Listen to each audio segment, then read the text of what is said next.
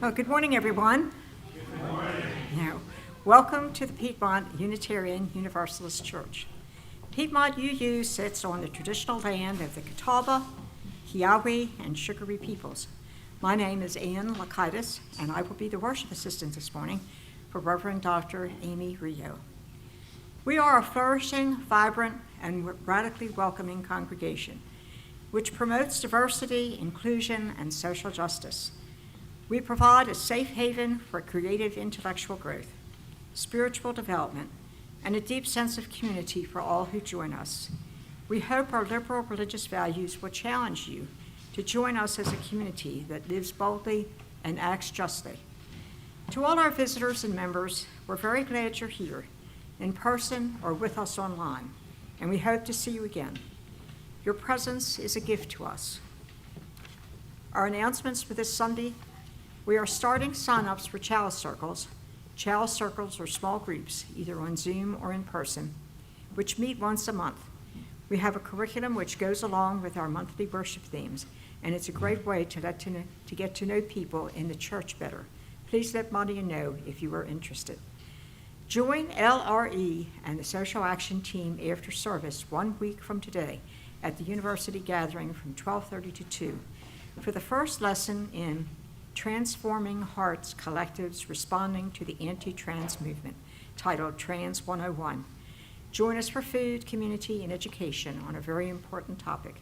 Childcare will be available. If you have any questions or would like to participate but are unable to attend, please mail madia@puuc.org. Next Sunday is our last Sunday for our donations to Time Out Youth. Please check your weekly email for a list of items most needed. For other important information about our vibrant community, please see your order of service, or if you are on our email list, please check our monthly newsletter and weekly announcements. Whatever brought you to this place at this hour, we welcome you. May you find something that you need, and may you leave richer in spirit than when you arrived.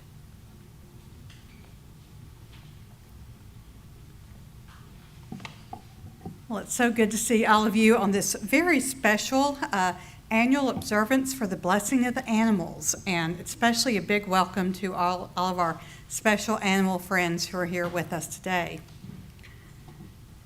As we prepare to light our chalice, hear now these words from Florence Caplow. We light this chalice in honor of the animal realm, furred and hoofed, two-legged, four-legged, many-legged, fanged and clawed, gentle and fierce, wild and tame. May we remember that all animals are our relatives, worthy of our care and respect. Please join me now in singing the words to lighting our chalice, the symbol of our faith.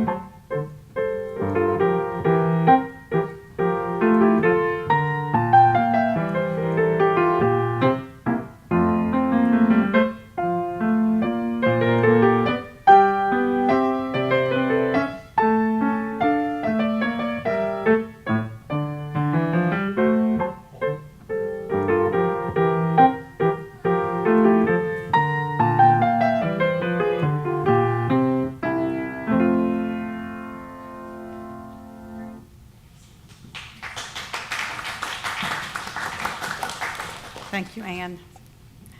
I invite you now to please rise in body or spirit for our grounding poem, which is found in our bulletin.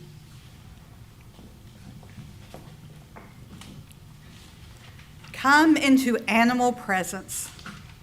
No man is so guileless as the serpent.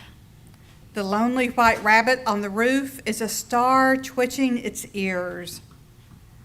The llama intricately folds its hind legs to be seated, not disdains but mildly disregards human approval. Why joy when the insolent armadillo glances at us and doesn't quicken his trotting across the track and into the palm brush?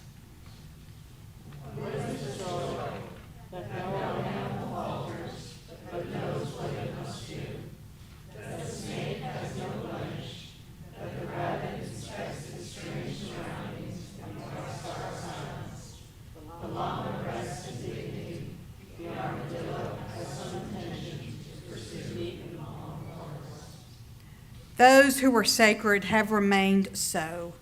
Holiness does not dissolve. It is a presence of bronze.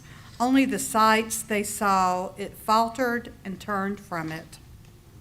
An old joy returns in holy presence. Our opening hymn is found in our gray hymnal, number 175, We Celebrate the Web of Life.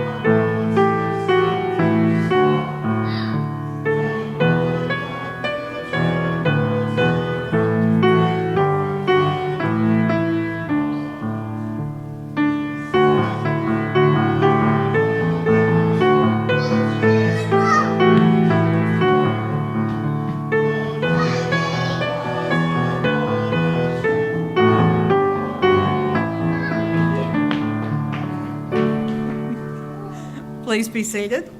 I now invite any of our young ones, and if any of the young ones' family want to join us too, to please come up front for time with Miss Madia. You can join me. Good morning. This is a really exciting Sunday. There's a lot going on. We have animals here.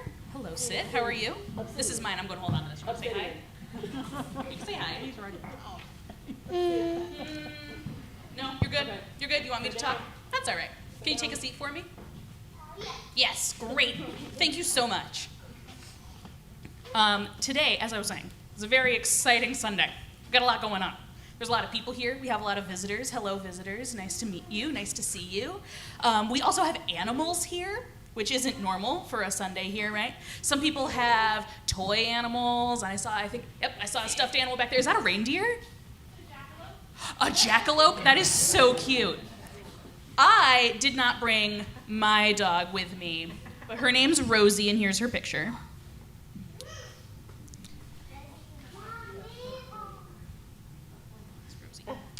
And she came last year for Blessing of the Animals, but she didn't come this year. My husband wasn't able to bring her, and that's okay because I brought her picture. But I want to hear about your animals that you have at home. So, Ellie and Jonah, why don't you tell me about your animals? We have a pet snake. We can bring her today because she just ate, and her belly's super full. I think that's so cool that you have. First of all, super cool that you have a pet snake. Not my favorite type of pet. Her name's Daisy. That is really cute. I also appreciate that she's well-fed, And that is why she stayed at home, because her tummy's real big, full of what I'm assuming is mice, rats. That makes a lot of sense. That makes a lot of sense. Anybody else? You have a dog, don't you? What's your dog's name? We have two. Two dogs. Tell me about them. One is named Robus, one's named Maggie. We don't have cats because our dogs would try to eat the cat. Some dogs and cats can be friends, but some dogs and cats can't be friends. It sounds like your dogs can't be friends with cats, huh? Do you have a pet? Yep. Can you tell me about them? We have a what? Blood shepherd. We have a cat. No, we do not have a German Shepherd set. We have a cat. I have a cat. What's her name? This one. No, you don't hold it. What's her name? Artemis. Say it. Artemis. Pippin. No, well, Pippin, and we don't really have Pippin anymore. We have Artemis. So a cat named Artemis, and you used to have a cat named Pippin? Yes. Very nice. Do you have any pets at your home? No? Do you want to have a pet? Tell me about your dream pet. What pet would you want to have? Fish. Fish? I think fish are very good pets. I had fish when I was their age. You want a pet bunny? That's super cute. What pet would you, if you could dream of your perfect pet, what would it be? Cat. A cat. Very nice, very nice. Miss Diane, do you have any pets? I have two cats named August and Sugar. That's super cute. That is super cute. I'm so glad to hear that we have so many animal friends in all of our homes, or dreams of animal friends in our homes. What do you have to say, Harley? I had a dream of a monster owl, and he attacked me in turn. He was almost going to turn me into a monster owl. It's always happy in my head, even though I'm away. So Harley had a dream, for those of you who didn't catch the Harley-nese, I will translate. Harley had a dream of a monster owl that attacked him and then turned you into an owl? No. It was like a zombie, and then she turned my mom into one, and then turned my dad into one, but he lived in the vacuum cleaner at our house. Oh, okay, so it's a zombie monster owl who lives in the vacuum cleaner at your house, and in your nightmare, he turned all of you into zombies. Yeah, but That's wild. Moved into a new vacuum cleaner. Understood, understood. Well, I'm glad that's not a real pet that you have in your home. I want to talk about how much we love our animal friends, because that's kind of why we're here today, right? We're here to talk about how great animals are in our lives, how much we love them, how much we want to care for them and take care of them. Not just our pets, but all animals. All animals. So I want you to think of ways. What are ways you can be good to every animal, not just your pets? You can tell me after. How's that sound? Oh, your pet's nickname is what? Oh, you want to say it again? okay, so our pet's named one is one is Buzz, and what we named Buzz is Barabbas, but we named him Buzz. So, and we nicknamed Maggie Scuppy Maggie's. So, today, the Blessing of the Animals Day is a really important day here because it's the one day out of the year that we celebrate how amazing animals are. So, you have two choices. Those of you who go to RE with me, usually every Sunday, you have two choices. You can either stay here and participate in the big Blessing of the Animals in the sanctuary run by Reverend Amy, or you can come with me and Miss Robin across the hall, and we're going to do a small version of a blessing for the animals across the hall. So you get to pick if you want to be in the sanctuary or in the RE room for the Blessing of the Animals today. All right, let's get Harley and Sid to the nursery to play with those toys. Those toys looked really fun. All right, let's go.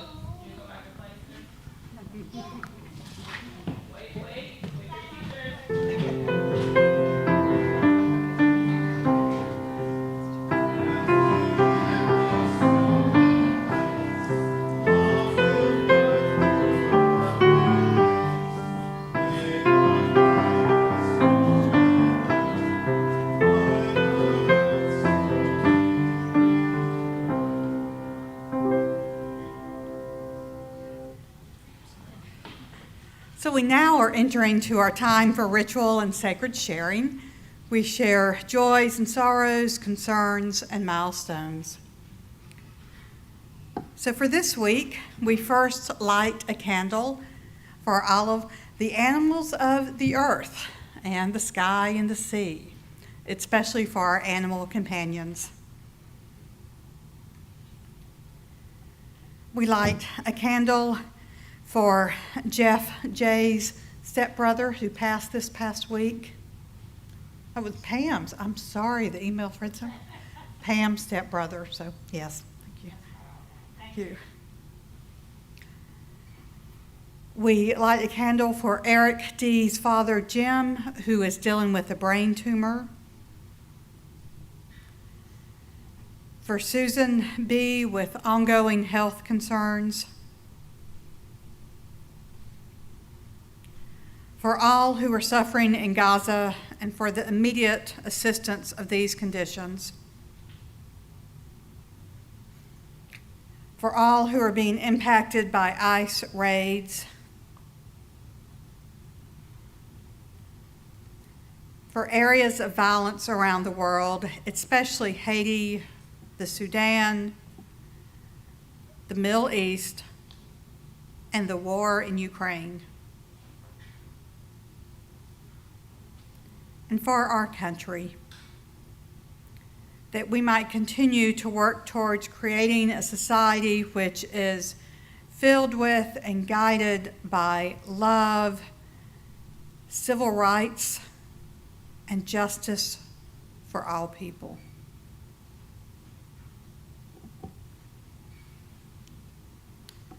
Now, at this time, you are invited to come forward as you feel called to do so. I invite you to come forward along the far wall. You may fill out a prayer card to place on our prayer stand. You may light your own candle of joy or concern, or you may place a stone in our shared water.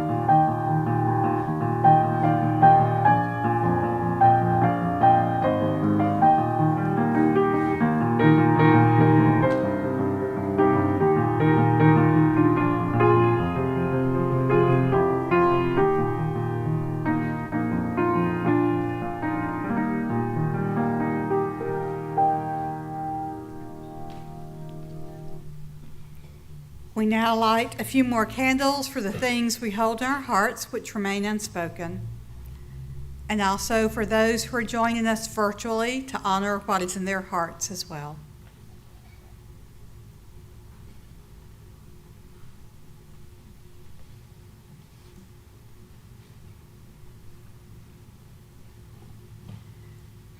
At this time, we will enter into a period for quiet rest, meditation, or prayer. And as we settle into the silence for these few moments, I invite you to use this as a time to give thanks for the creatures of this world, especially for animals which are close to you, but for all the animals of our world.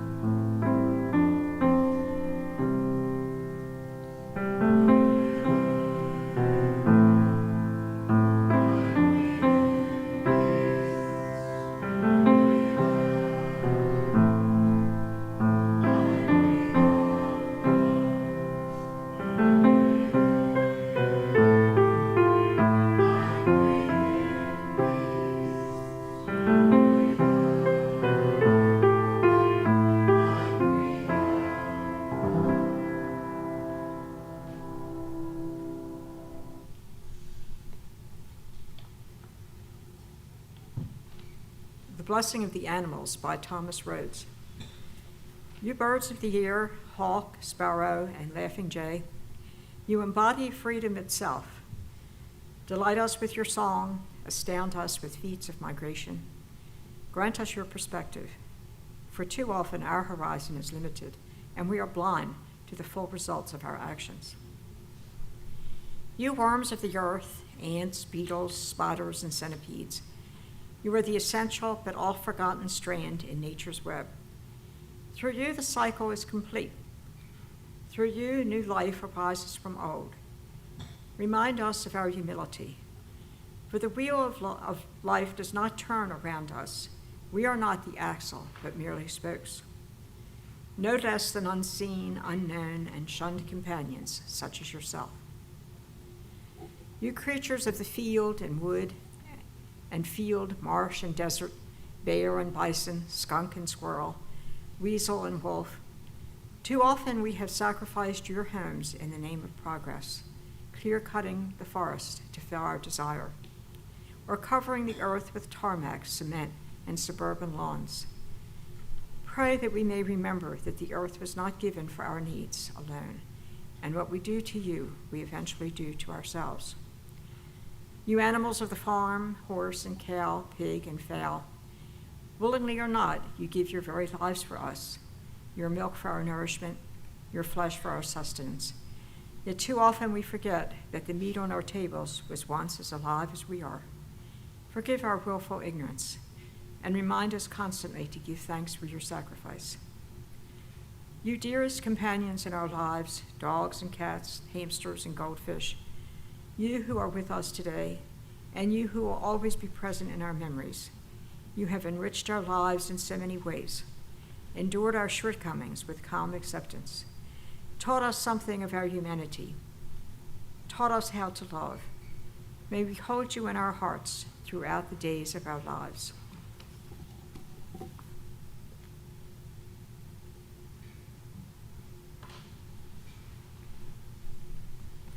Thank you, Anne. So, as we all know, today is our annual Blessing of the Animals service. It's a wonderful day that I know many of us really look forward to, where we honor animal companions as well as all creatures of the earth. Now, as I was thinking about this annual observance in recent weeks, I started thinking about the seventh principle for Unitarian Universalists. In 1985, the UUA adopted the seventh principle. Now, every religion, every denomination is always fluid and changing because it's made up of humans. And if a religion or denomination is not changing, transforming, they're going to die. So one thing the UUA did back in 1985 was to recognize the need for a principle among our guiding principles that really focused on the environment and creation. So the seventh principle reads, respect for the interdependent web of all existence of which we are a part. Let's hear that again. Respect for the interdependent web of all existence of which we are a part. Now, if you know some of your history, you might be aware that the adoption of this principle came about after the enhanced environmental movement and awareness of the 1970s and early 80s, where much larger swaths of society began to realize the grave harm that was taking place to our environment and to animal creatures. Yet here we are, 40 years after the adoption of the seventh principle, and the stakes are even higher in caring for our environment and all its creatures. So let's take a moment to think about this phrase, interdependent web of existence. Now, we live in a society here in the United States which is imbued with the idea of rampant individualism. This phrase was coined by a Frenchman who was studying the American society about 200 years ago, Alex de Tocqueville. He said that he continued to see the European settlers here as people who were just consumed with rampant individualism. I think we can think of countless ways that individualism trumps everything in this society. We talk about people raising themselves up by their own bootstraps, as if no one else has ever made boots for them or anything else. We talk about people being islands and being able to take care of themselves. People not really needing other people especially when it comes to achievements. Yet the fact is, everything about our lives is connected and interwoven with all of creation, with all the humans around us, with the earth, the sea, the sky, every creature we see. We remove one aspect of this connection, everything changes. Now, a good example of this interdependent web comes from discussions around the Endangered Species Act. Now, when a species becomes extinct, it impacts the entire ecosystem. And if it is a keystone species, the ecosystem might actually never fully recover or adapt. Now, Columbia University published the following insight about this topic in their Climate News back in 2019. Some of you have probably heard of this example. I chose it because it's one of the better known ones. An often cited example is the impact of the wolves in Yellowstone Park, which were hunted to near extinction by 1930. Without them, the elk and deer they had preyed upon thrived, and the grazing from the elk and deer decimated streamside willows and aspens, which had provided habitat for songbirds. This left the stream banks susceptible to erosion, and a decline in songbirds allowed mosquitoes and other insects the birds would have eaten to multiply. Now, when the wolves were reintroduced to the park in 1995, they once again preyed on the elk. Plant life returned to stream banks, and along with it, birds, beavers, fish, and many other animals. Now, if we start to look at environmental studies, this is just one well-known example of just countless of others about the removal of one animal, one species, how that impacts the entire ecosystem, because everything is connected. I can't help but think about that wonderful song from The Lion King, The Circle of Life, right? So many of us know that, the circle of life. We are all connected. We are all interdependent. Now, I may not know or understand the importance of the spider species, which is on my balcony, but I do know it's part of a larger system. Now, when we observe our Blessing of the Animal Service, I know that many of us, especially me, tend to focus more on fuzzy and cute animals. And yes, I would much rather think about a pretty golden retriever than the spider on my balcony or any other kind of bugs that might show up around or inside my home. But cuteness does not equate importance. Cuteness does not equate importance.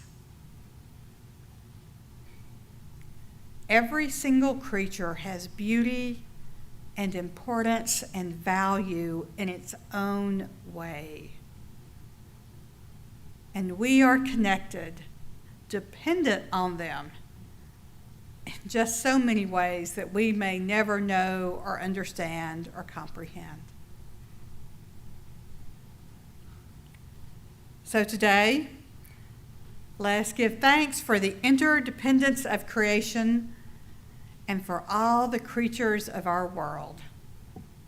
Let us continue to work towards caring for all of creation and all its creatures. And of course today, we especially give thanks for the animal companions in our lives.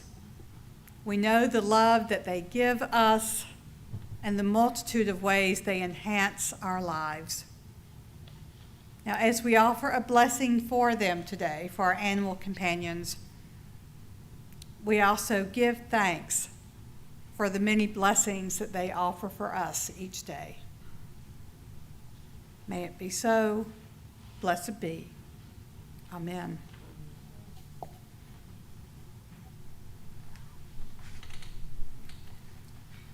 Now, in just a moment, as we have the blessing of the animals, Ann and I are going to walk through the sanctuary while Ann, our pianist, plays for us. And you may have an actual animal with you. You might have a stuffed animal. You might have a picture of beloved animals with you. And we will bless them at this time. So I will walk through, and I have a certificate, and you can... Oh, well, you can, oh, you've got this too? Okay. Well, one of us is going to give you a certificate for your animal, and you can write the animal's name down. And then also Ann has, if you have a dog, we've got a tennis ball. If you have a cat, we've got a little cat toy too. And obviously if you have multiple ones, you can get multiple ones of these things too. So, we're going to begin over here, and just let me know if you have an animal, a picture, thing that you want to have blessed today.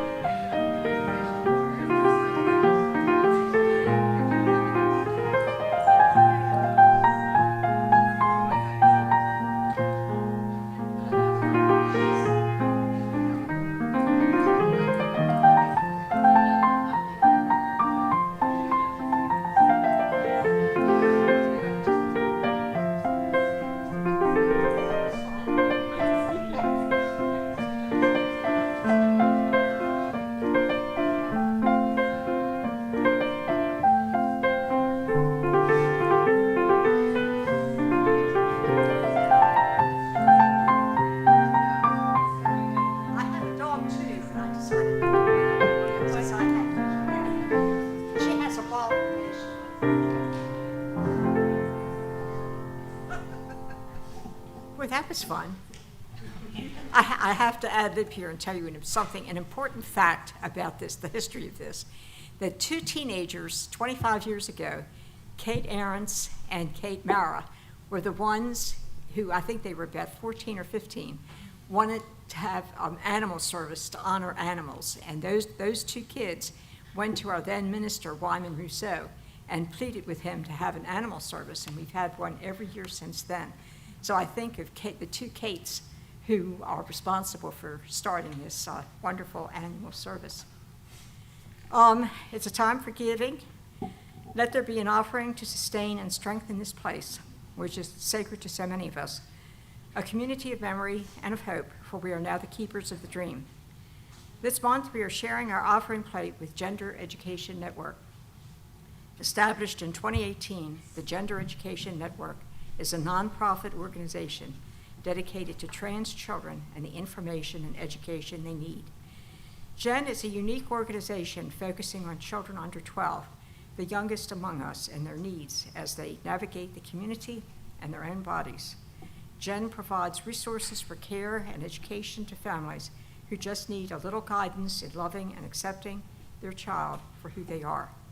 Our host will pass around the baskets, and we ask that you pass the baskets down your row when you receive it.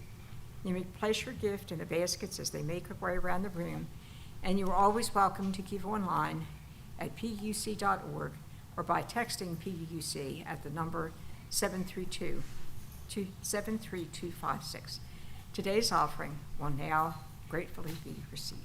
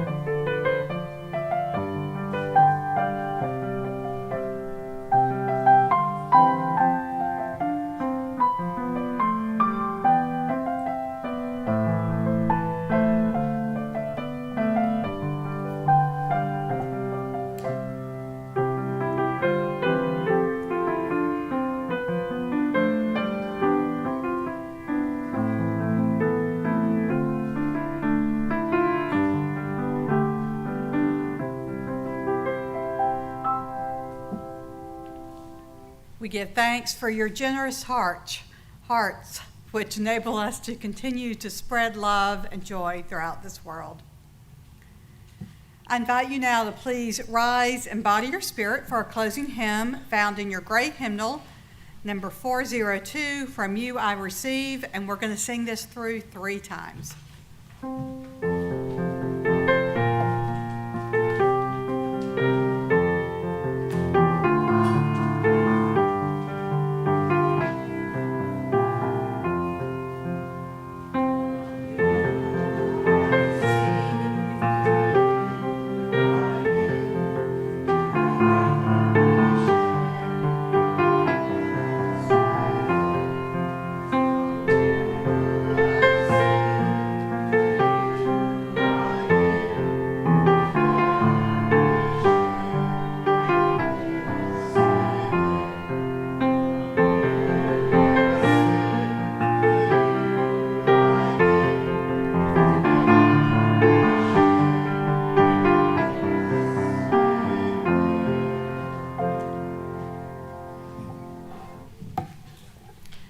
Before we extinguish our chalice, I offer thanks for all the many volunteers who help make our service possible each Sunday. I also ask, before you leave, if you can take the hymnals and place them on the cart near the piano. That's always a really big help for us. Let's do as we do each Sunday and take a few moments to give thanks. We can do so either with words for others to hear or to give thanks in our hearts. I want to give thanks for the volunteers that helped last weekend with the Charlotte Pride booth that we had. It was a huge success. Great. Many thanks for all the volunteers. Thank you. And for Rainbow and Social Action for getting together our Charlotte Pride booth last weekend, and it was a wonderful success. I'm grateful for my wife who's having a birthday today. Happy birthday, Gail. And we are grateful for you too. So, yeah. Grateful for CMS. Okay, for all of our online viewers, there's a parent who's grateful for CMS. I know many of us understand that, so. Yeah.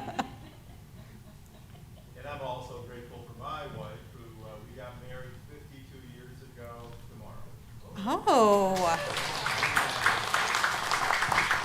So, happy anniversary to Rich and Karen, 52 years tomorrow. Oh. I'm sad and grateful that summer camp. I know. Sad and grateful that summer camp is ending. Yes, sir. I'm grateful. I'm working in a new school. I'm working for Ferris County now. So we're already going into our third week of school. And I'm also grateful that the blessing from my cat, Charcoal. I have a cat, Artemis, who's still alive. And then I have a tattoo of my cat, Charcoal, that definitely helped me get through high school and early college years. Yeah, blessings for, Thanksgiving for those animal companions that help us through those years. We especially need them. I'm grateful for Buddy, who, even if it's a bad day, makes you smile. He's just always. No, grateful for Buddy, very cute little chihuahua. So.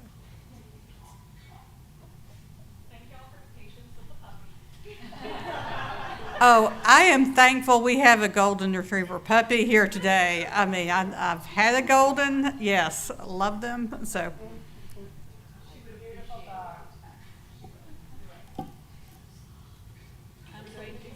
I'm grateful for all the animals in my life.